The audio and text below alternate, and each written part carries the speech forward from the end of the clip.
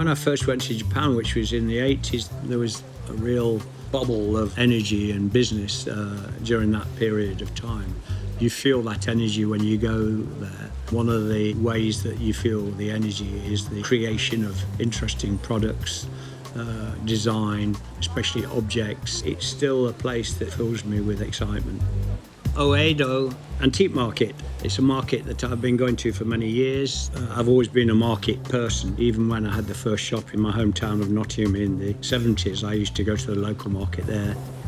I like the eclectic mix of this particular market, which goes from old magazines, some kitsch items, as well as traditional Japanese items.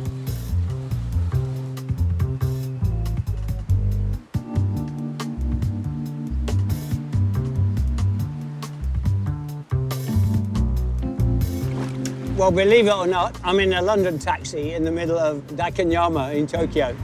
This is a friend of mine's taxi. This is his fantastic shop called Hollywood Ranch Market. Hollywood Ranch Market was started in the 1970s by a friend of mine, Gen Tarumi.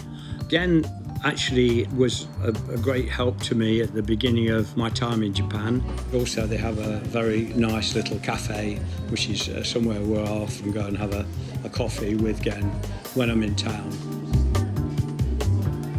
In the Daikanyama area, there's a big area called T-site, actually designed by some architect friends of mine called Klein Dytham. It's got books, it's got cafes, it's a really, really brilliant area.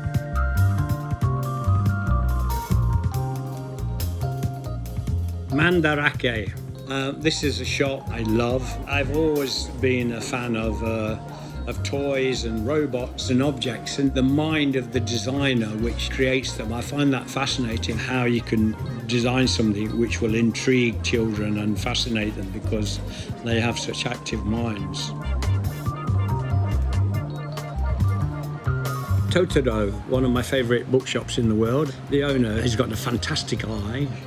Maybe it's just that his eye is similar to my eye, I don't know, because I've never been ever without buying something, and Toted has definitely contributed to many of the collections, even if it's only the spark of an idea.